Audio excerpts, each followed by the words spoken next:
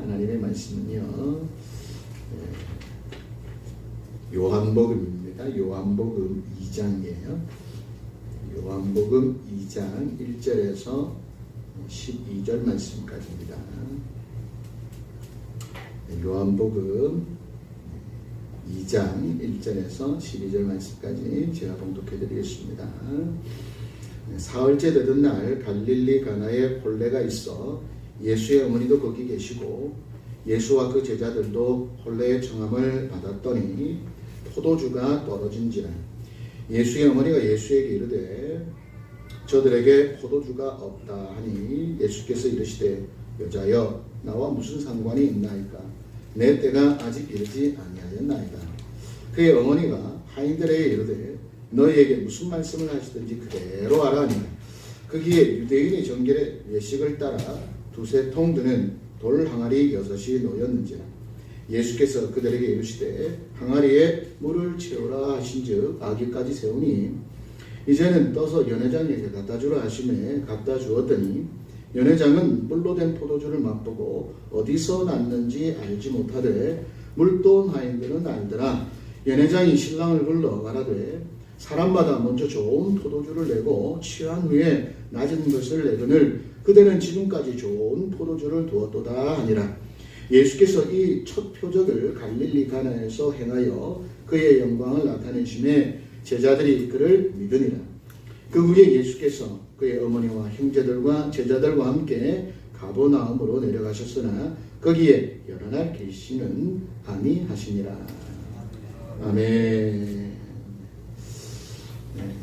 자, 우리 어릴 때도 참 많이 듣던 말씀이죠. 그 어릴 때 불렀던 노래가 생각나는데 혹시 여러분도 아시는지 모르겠어요. 예수님이 말씀하시니 물이 변하여 포도주 됐네. 예수님이 말씀하시니 물이 변하여 포도주 됐네. 예수님 예수님 나에게도 말씀하셔서 새롭게 변화시켜 주소서. 어릴 때 불렀던 건데 여러분들이 호응이 좋았으면 4절까지 하려고 그랬는데 아무도 따라 하시는 분도 보여서 1절만 하려고 어릴 때 참 즐거워하면서 불렀던 찬송인데요. 여기에 많은 교훈이 있습니다. 오늘 이 교훈을 우리 한번 살펴보고자 합니다. 갈릴리와 가버나움은요 예수님의 사역 중심지죠. 예수님께서 갈릴리와 가버나움에서 거의 3년 동안 모든 시간과 마음을 할애해서 사역하셨어요. 근데 성경은 뭐라고 얘기하냐면 그 사역의 중심지, 표적과 능력, 그리고 하나님의 말씀이 넘쳐났던 그곳에서 어떤 일이 있었다? 책망이 있었다는. 아니 그렇게 주님께서 표적을 보이시고 말씀을 전했는데 그들에게 회개의 역사가 나타났던 것이 아니라 마지막에 주님 앞에 강력한 책망을 받게 되죠. 왜? 그 이유가 뭐라고 성경은 말합니까? 그들은요 주님을 향하여 환호했지만 그 환호는 뭐가 아니라는 거예요? 믿음이 아니라는 겁니다. 주님의 표적에 열광했지만 그 표적에 열광한 그들의 반응은 믿음이 아니에요. 주님의 말씀은 회개하라 천국이 가까웠다입니다. 주님이 이 땅에 오신 이유가 뭡니까? 선지자들을 통하여 전한 말씀을 그들이 듣지 않자 주님이 마지막으로 선지자가 되어 이 땅에 오신 거 아닙니까? 그럼에도 불구하고 그들은 회개하지 않습니다. 그래서 주님 이런 말씀을 하셨어요. 두로와 시돈이 이 말씀을 들었다면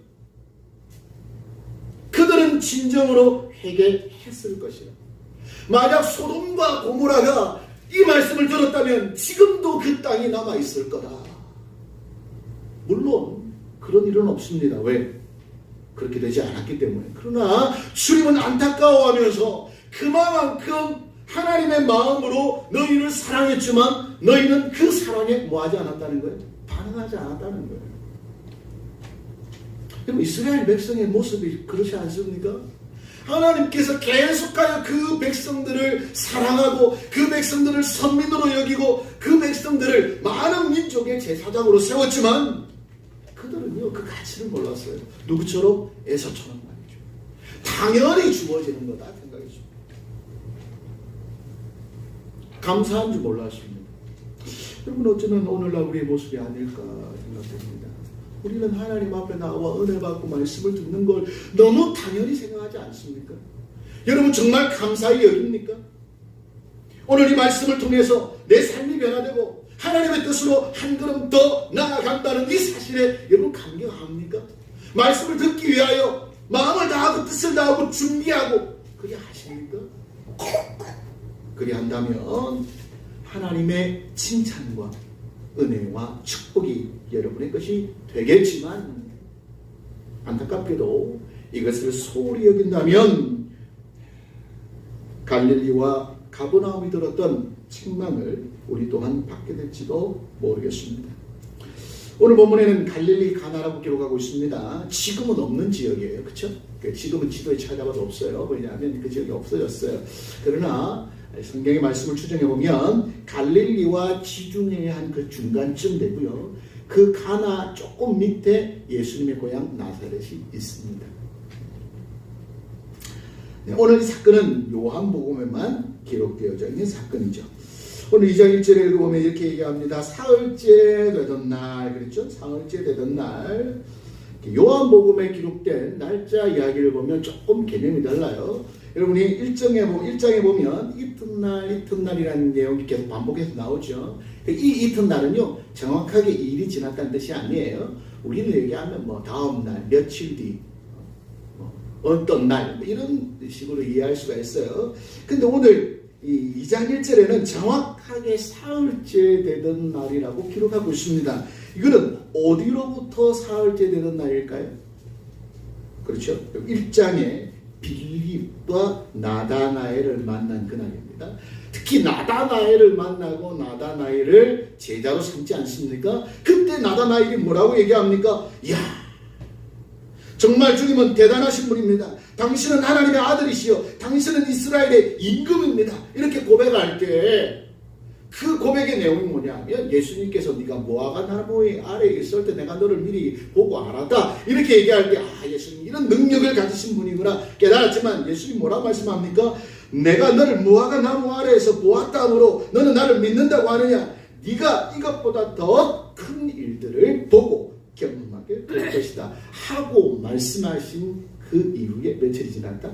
3일이 지났다는 거예요. 그럼 요한이 이 이야기를 뭐로 기록했다는 거예요? 의도적으로 기록했다는 걸 우리가 이해할 수가 있는 것이죠. 어떤 사람들은요, 예수님께서 그 사절을 인용해서 아직 공생애를 시작하지 않았다 이렇게 보기도 하는데 그건 조금 잘못된 생각입니다. 왜냐하면 마태복음 3장 15절에 세례 요한에게 세례를 받으신 그 순간부터 예수님의 공생애는 시작된 것으로 볼 수 있죠. 그렇게 이해하시고 오늘 본문의 말씀을 보시기를 바랍니다. 네, 오늘 말씀을 보면 왠지 모를 좀 답답한 게 있죠. 그렇죠? 이게 뭐 소통이 안 되잖아요 지금. 여러분 예수님과 마리아의 대화, 그리고 마리아와 종들의 대화, 종과 예수님의 대화가 소통이 됩니까? 전혀 소통이 안 되는 불통이죠. 뭐 이렇게 대화라고 볼 수 없는 거예요. 그냥 일방적으로 자기 얘기만 다들 하는 거예요. 근데 여러분 잘 보시면요. 어떻게 보면 이것이 소통이 안 되는 불통의 모습처럼 보이지만 자세히 들여다보면 말하지는 않지만 서로 강한 믿음과 신뢰와 순종이 포함되어 있다는 사실을 발견하시는 지혜로운 인생 되시길 바랍니다. 아니 왜 그러느냐? 왜 그리 해야 하느냐? 어째서 그래야 하느냐? 라고 묻거나 대답하거나 설명해 주지 않지만 그대로 순종한다는 건 어떤 의미가 있습니까? 그것을 신뢰한다는, 믿는다는 그 전제 조건이 포함되어져 있는 것이라는 거죠. 신앙생활 그런 거 아닙니까? 우리가 하나님의 말씀을 전부 이해할 수 있습니까? 아니죠. 전부 받아들일 수 있습니까? 때로는 아니에요. 때로는 내가 원하지 않는 것, 때로는 내가 싫어하는 것,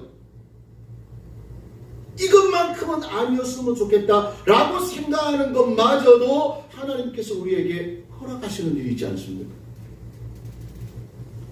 여러분, 그때마다 하나님 앞에 설명을 요구합니까? 왜 그리해야 되는지 설명하시옵소서. 내가 납득하면 하겠나이다. 그리합니까? 그러지 않습니다. 예수님의 기도를 보면 예수님 또한 뭐라고 기도하십니까? 아버지의 뜻대로 없소서. 나의 원하는 것은 이거지만 아버지의 뜻대로 되기를 원한다고. 아멘. 이것이 믿음으로, 이것이 신뢰로 성경은 말하고 있음을 기억하는 지혜가 있으시기를 주님의 이름으로 축복합니다. 그러면 여러분, 우리 신앙생활 할 때요, 때로는 이해 안 되는 거 많죠. 왜 이렇게까지 하실까? 그렇지 않아요? 때로는 우리가 생각하고 우리가 원하는 대로 좀 해주셨으면 좋겠는데 그리 안 하실 때가 있잖아요. 여러분, 그때에 오늘 이 말씀을 기억하시고 하나님의 뜻을 신뢰하며 믿음의 자리로 나아가시는 지혜로운 인생이 되시길 바랍니다. 그리하면 우리가 기대하고 우리가 생각한 것보다 더 놀라운 일들이 하나님의 뜻 가운데서 이루어지는 것을 직접 경험하게 될 줄로 믿습니다. 1절을 보면 예수님께서, 예수의 어머니께서 거기에 계셨다 그랬죠? 거기가 어딥니까? 혼례, 혼인잔치. 거기에 계셨다는 거 보니까 먼저 가 있었다는 뜻이겠죠. 그 어떤 사람이 먼저 결혼식 하는데 갈까요? 친족이겠죠. 그래서 성경학자들은 이 혼인잔치가 마리아의 친족의 혼인잔치라고 생각합니다. 제가 봐도 그게 타당한 것 같아요. 미리 먼저 가 있었습니다. 그리고 나중에 이해할 수 있는 부분은 손님으로 갔다면 포도가 떨어지든가 말든가 무슨 상관이 있습니까? 그렇죠? 그러나 그 혼인잔치의 주최측에 있기 때문에 마리아가 이 포도주가 떨어진 것에 대해서 염려하면서 분주히 움직이는 모습을 볼 수가 있는 거죠. 예수님께서는 제자들과 함께 후에 청함을 받았어요. 그래서 왜 마리아가 이렇게 포도주에 대해서 이야기를 했는지 이해를 할 수가 있는 부분. 3절에 보니까 포도주가 떨어져 버렸어요. 고민을 좀 해봤습니다. 왜 떨어졌을까? 두 가지 이유 중에 하나겠죠. 하나는 뭐예요? 제대로 준비를 안 했던지. 하나는 준비를 열심히 했는데 너무 손님이 많이 왔든지. 둘 중 하나 아니겠습니까? 근데 이왕이면 좀 우리가 좋게 해석하려고 하면 손님이 좀 많이 와서 포도주가 좀 모자라지 않았나 이렇게 이해해 주는 것이 좋지 않겠습니까? 그렇죠? 네. 아무튼 어떤 이유에서인지 모르겠지만 포도주가 떨어져 버렸어요. 그런데 재밌는 게 있습니다. 여러분, 지금 이 잔치로 볼 때는 포도주가 떨어졌다는 건 위기죠. 그렇죠?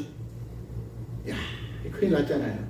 그런데 여러분, 우리 인생과 비교해 보면 우리 삶에도 이와 같은 일이 있을 수 있습니다. 그렇죠? 뭔가 우리가 해야 하는 일 가운데 모자라거나 떨어지거나 실패하는 일이 생길 수 있단 말이에요. 그런데 문제는 그것이 거기에서 끝나는 것이 아니라 누가 함께하면 하나님, 예수 그리스도, 우리는 말씀, 믿음이 함께하는 순간 위기가 변하여 뭐가 됩니까? 하나님의 영광을 드러내는 축복의 통로, 축복의 도구가 된다는 사실을 기억하는 지혜로운 인생이 되시길 바랍니다. 저는요, 우리가 말씀을 볼 때마다 이걸 기억했으면 좋겠어요. 여러분, 다윗에게 골리앗은 위기입니까? 기회입니까? 잘 아시잖아요. 아니, 다윗이 뭐 해가지고 장군이 되겠습니까?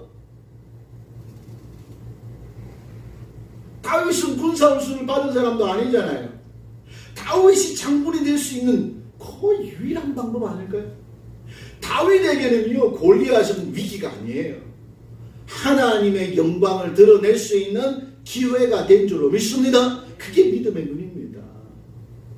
왜 골리앗 보면서 좁니까? 이스라엘 백성들은 그 기회를 어떻게 합니까? 바로 뻥 차버렸다 그랬잖아요.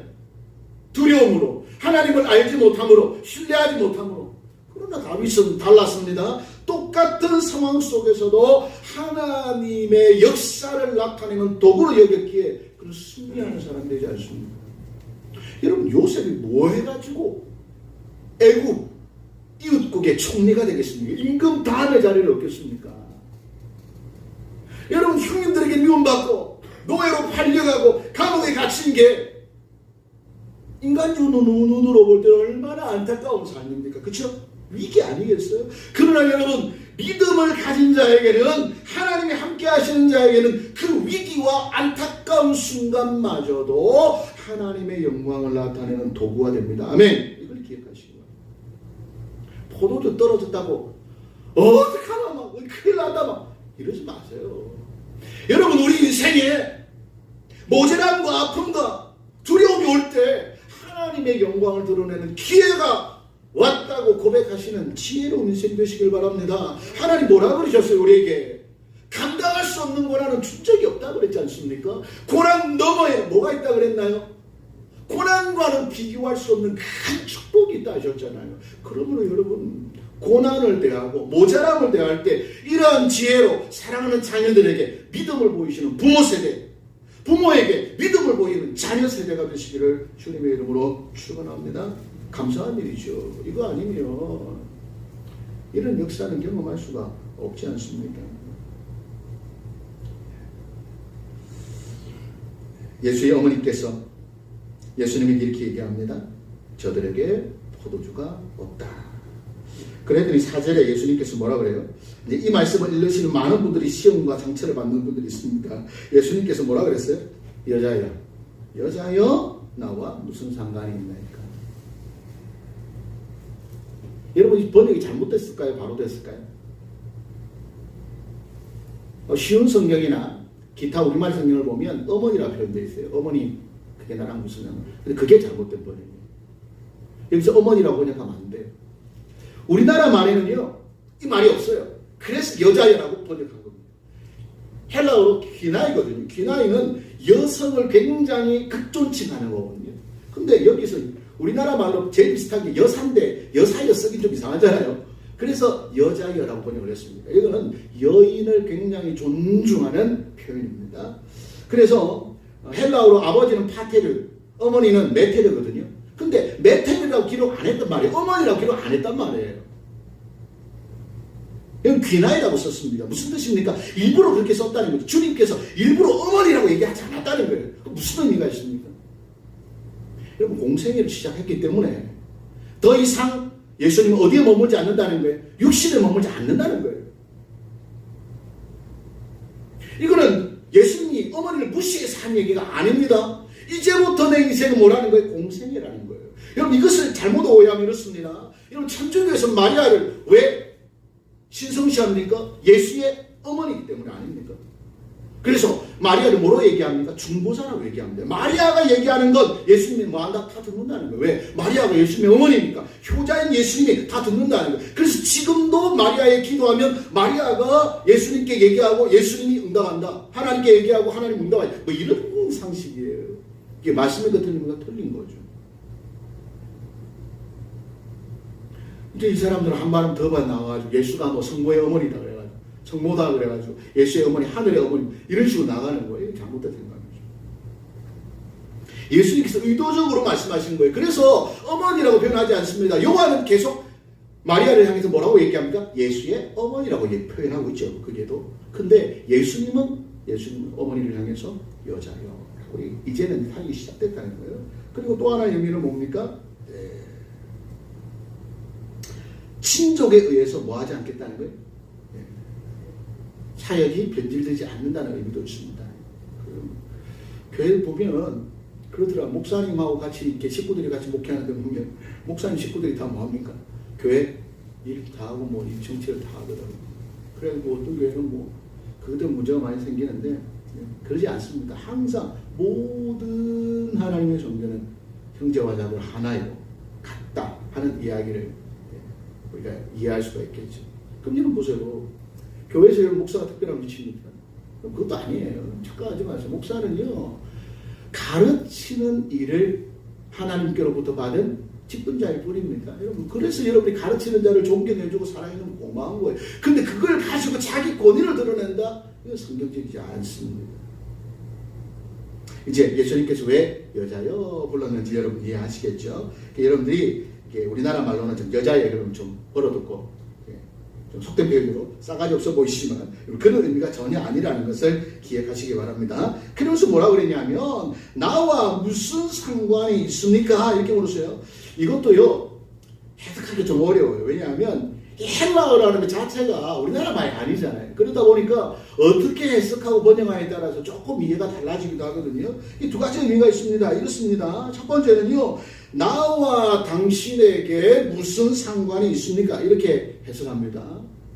아니 이 일이 지금 포도주 떨어진 이 일이 어머니하고 나하고 무슨 상관이 있습니까? 당신과 나하고 무슨 상관이 있습니까? 이렇게 이해하고 또 헬라어의 다른 의미는 있습니다. 내가 당신과 무슨 상관이 있으면 이렇게 해석할 수도 있습니다. 예수님 얘기하는 거예요. 내가 당신하고 무슨 상관이 있습니까? 우리 개념으로 받아들이기 좀 어렵죠. 말씀드린 것처럼 사역의 입장에서 보면 이해할 수가 있습니다. 그렇죠? 그래서 이 말은 무슨 뜻이냐면 아직은 뭐라 그랬어요? 내 때가 아닙니다. 지금은 하나님의 능력을 나타낼 때가 아니라고 예수님 말씀하신 거예요. 뭐 이유가 있겠죠. 무슨 이유인지 모르겠어요.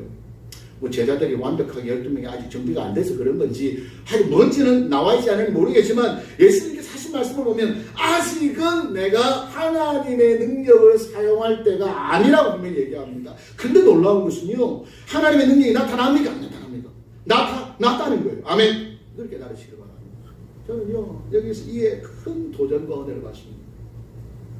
여러분 하나님의 역사도요. 하나님의 계획도 믿음에 의해서 믿음의 사람들의 간절한 소망으로 인해서 움직일 수 있다 없다? 움직일 수 있다는 사실을 성경을 통해서 발견하시는 지혜로운 인생이 되길 바랍니다. 그래 얘기하면 또 목사님 그건 너무 과하게 해석하는 거 아니냐. 근데 실제로 그런 역사가 구약에도 있습니까? 없습니까? 있어요.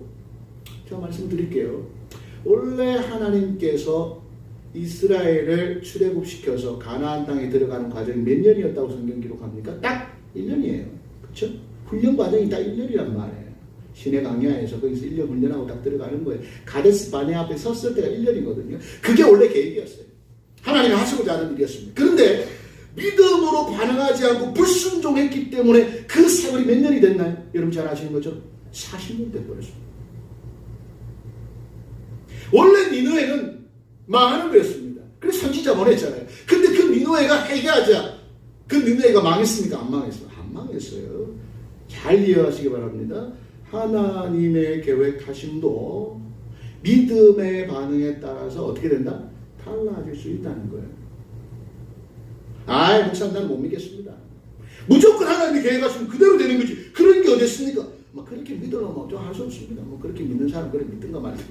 그러나 제가 성경을 보니까 그렇지 않다는 걸 말씀드리는 거예요. 분명히 예수님 아직은 내 때가 이르지 않았다고 말씀드렸음에도 불구하고 마리아는 어떻게 반응합니까? 그 역사를 당길 줄로 믿고 예수님에게 나아가죠. 그러면서 예수님하고 상의하는 게 아니라 누구 부릅니까? 종들 부릅니다. 이건 이미 뭐예요? 끝났다는 거예요. 종들 불러다가 뭐라 합니까? 이렇게 얘기합니다. 5절에 보니까 야 너희에게 무슨 말씀을 하시든지 그대로 해라. 재밌죠? 아니 예수님한테 허락받은 것도 아니고 말이죠. 그냥 그렇게 말씀해요. 이게 뭐예요? 강한 신뢰라는 거예요. 이렇게 하면 하나님께서 응답하시겠지. 이렇게 하면 예수님께서 응답하시겠지. 이렇게 하면 성령 하나님께서 나와 함께 하실 것을 신뢰하는 거예요. 이건 욕심으로 하는 게 아닙니다. 그거와 차이가 있습니다. 자, 그랬더니 6절입니다. 거기에 유대인의 정결 예식을 따라 도새통 드는 돌 항아리 6이 있었습니다. 특별한 것도 아닙니다. 네. 그 뭐하는 항아리입니까? 정결 예식, 손 씻고 발 씻고 하는 그런 물입니다. 그런 항아리입니다. 근데 그게 있었는데 주님은 그걸 어떻게 하셨습니까? 쓰죠. 여기도 더 좋은 은혜가 있습니다. 여러분 보세요. 하나님은 그것을 쓰십니다. 아멘. 그 자리에 있는 그걸 쓴다니까. 우리 것을 쓴다니까요. 어떤 아이들 이런 얘기합니다. 하나님 잘 준비되면 하겠다고. 그렇죠? 어른들도 우리 아들 뭐 어떻게 되면 하고 뭐 하면 하고 뭐 하면 하고 뭐 집 사면 하고 뭐 하면 하고 뭐 어쩌고 저쩌고 하면서 자꾸만 뭐 지금 있는 것이 아닌 다른 것으로 하겠다는 거예요. 제일 어리석은 사람들이 있죠. 로또 되면 하겠다는 거예요. 주님, 내가 로또 되면 하겠습니다. 로또 되면 진짜 할까요? 도망가기 바쁠 것 같은데. 근데 주님은요, 내 모습 이대로입니다. 아멘. 한번 따라 하시기 바랍니다. 있는 모습 그대로. 그렇습니다. 주님은요, 지금 있는 우리의 것을 쓰신다니까요. 특별한 걸 쓰는 게 아니에요. 돌 항아리 있었어요. 그거 쓰는 겁니다. 다윗 뭐 썼습니까? 사울의 화려한 갑옷 아닙니다. 화려한 창 아닙니다. 돌빼기 늘 들고 다니는 그거 쓴다니까요. 여러분, 그것이 하나님이 우리에게 주신 이것이 우리가 하나님의 역사를 만들어내는 최고의 도구가 될 줄로 믿으시길 바랍니다. 그러니까 원망하지 마세요. 아들 보면 막 부모 원망하고 환경 원망하고 형편 원망하면서 누구는 저런데 누구는 저런데 얼마나 어리석은지 몰라요. 저는 화가 나요. 그런 이야기 들으면. 왜? 너처럼 너 같은 조건을 가진 자는 다 너처럼 사느냐? 그렇지 않거든요. 그 가운데서 능력을 나타내는 사람 분명히 있지 않습니까? 그걸 기억해야죠. 하나님은요, 우리가 가진 것을 통해서 믿음으로 역사하시는 줄로 믿습니다. 예수님께서 그 항아리에 물을 채우라고 하인들에게 명령하죠. 그리고 8절에는 이렇게 얘기하면 채웠더니 8절에는 뭐라 그랬어요? 이제는 떠서 연회장에 갖다 주라. 이거 재밌죠?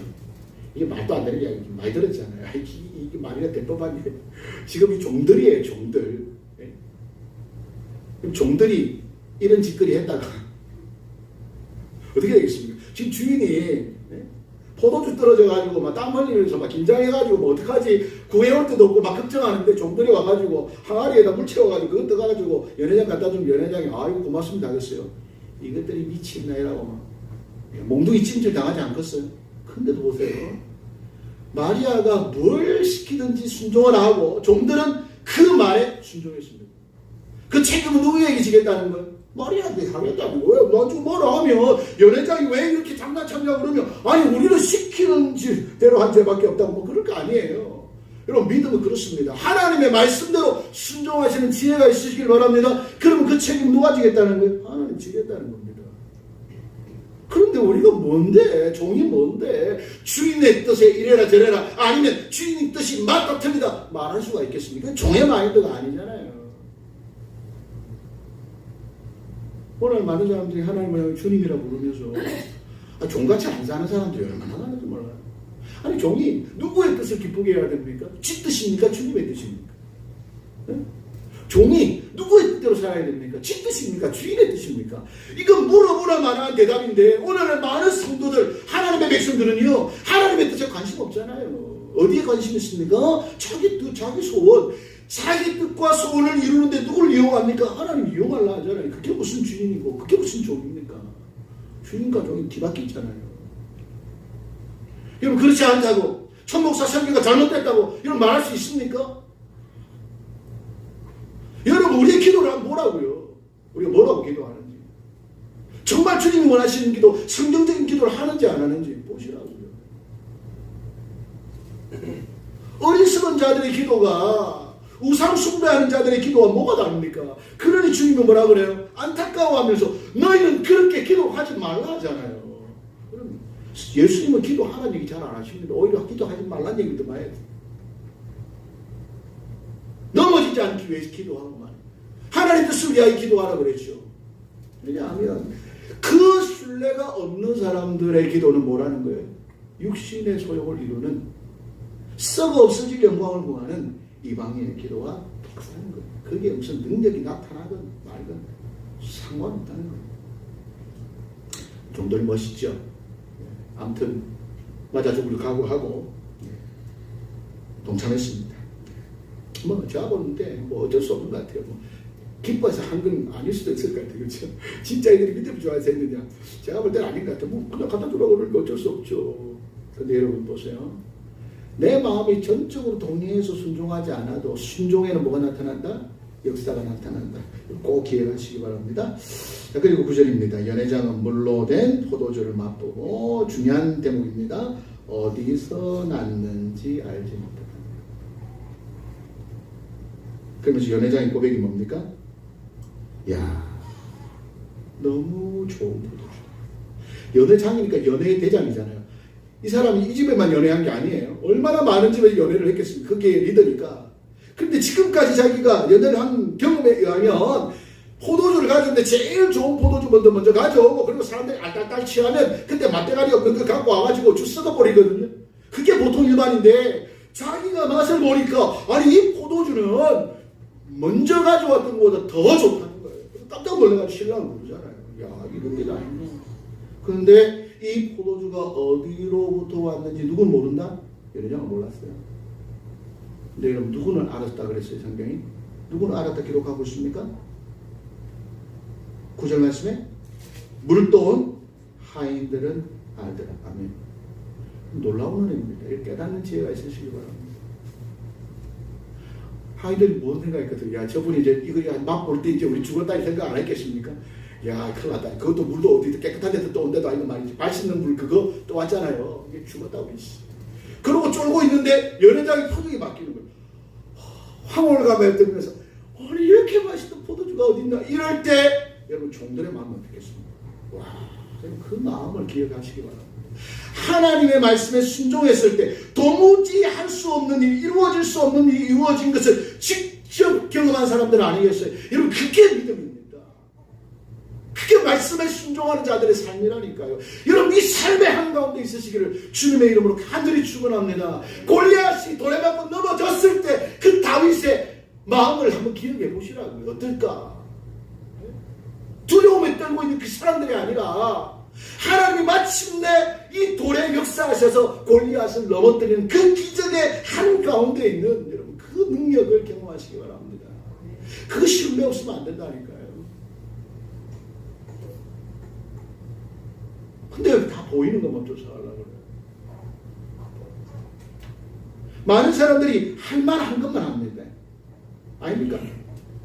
될 만한 것만 하고 이룰 만한 것만 이루려고 그러고 그건 누구 기준입니까? 다 지 기준이잖아요. 왜? 욕 들어먹기 싫으니까 부담 갖기 싫으니까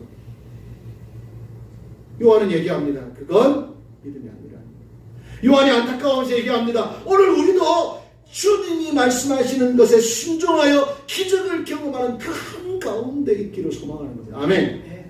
이 점은 중요합니까? 자라나는 청년들이여 기억하시기 바랍니다. 네 수준대로 인생 살지 마라. 제발. 네 가치관대로 살지 마라. 제발. 왜 네 생각으로 된다 안 된다 판단하냐? 믿음이라 좋은 말도 안 합니다. 아니 믿음에 관심이라도 가진 말도 안 합니다. 말씀도 집중하지 않고 은혜도 경험해보지 않고 기도도 하지 않았으면서 안 된다 아니다라고 판단하는 거 도대체 무슨 마음입니까? 그런 사람은요 절대로 이 은혜를 경험할 수 없다니까요. 연회장하고 똑같습니다. 하나님의 역사가 일어나도 이것이 어디로부터 왔는지 모른다니까요. 하나님의 구원이 있어도 그것이 어디로부터인지 모른다니까요. 그러나 물도온 하인들은 압니다. 아멘. 순종해야 하는 거 아닙니까? 십자가의 길로 걸어가야 십자가의 능력을 아는 거지. 십자가의 길이 무섭고 두려워서 도망가는데 무슨 능력을 경험하냐 이 말이에요. 입으로만 뭐 십자가 능력만 주님 뜻대로 살기를 입으로만 얘기하지 말고 제발. 그렇죠? 우리가 정말 주님의 뜻대로 살아가는 그 삶 속에서 다윗처럼 요셉처럼 수많은 눈물의 세월이 있지만 그것을 신뢰할 때에 우리가 담을 수 없는 놀라운 하나님의 축복과 능력이 우리의 삶에 담겨지고 그것이 우리에게 간증이 될 줄로 믿습니다. 아멘. 물론 성경에 나와 있지는 않습니다. 조금 더 우리가 얘기를 만들어 보면 여러분 이 종들 그 다음부터 예수님이 하시는 모든 말씀에 뭐 있을까요? 그 다음부터는 예수님이 하는 어떤 말씀이라도 뭐 하지 않았겠어요? 순종하지 않았겠습니까? 야 미쳤다 임마 이런 얘기를 들을 만한 미래도 뭐요? 발 벗고 나서서 아마 주님의 말씀에 순종했을 거예요. 왜? 그 능력을 경험했기 때문에 아니겠습니까? 오늘날 우리가 어떤 사람은 믿음에 반응하죠. 어떤 사람은 믿음에 반응 안 하죠. 여기 나오잖아요. 그 이유가 뭔지. 제발 하나라도 하나님의 말씀 가운데 하나님의 은혜를 정말 경험하고 그 경험이 우리에게 신뢰가 되어서 하나님의 영광을 나타내는 믿음의 인생 되시기를 주님의 이름으로 축원합니다.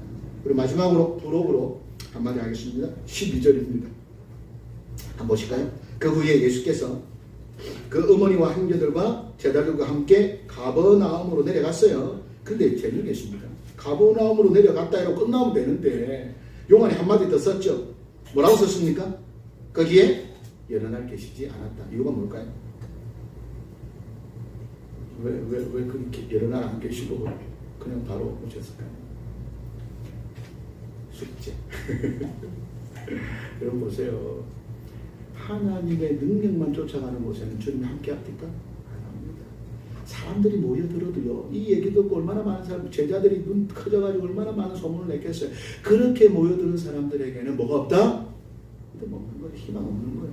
그래서 그들하고 함께하지 않습니다. 여러분 그렇습니다. 하나님의 말씀이 선포되는 이곳에 집중하시기 바랍니다. 여러분 우리의 날이 몇 날 안 될 수도 있습니다. 기도하겠습니다. 하나님 아버지 감사합니다. 오늘 우리가 믿음으로 산다는 것이 어떤 의미인지를 기억하게 하시고 갈릴리 가나에서 있었던 일들을 우리가 생각하면서 믿음이 무엇인지를 경험하고 또 믿음의 통로, 축복의 통로로 쓰임받고 세워지는 지혜로운 삶이 되게 하여 주시옵소서. 예수님의 이름으로 기도하옵나이다. 아멘. 네. 우리 나주님의 기쁨 되기 원하네 함께 찬송하고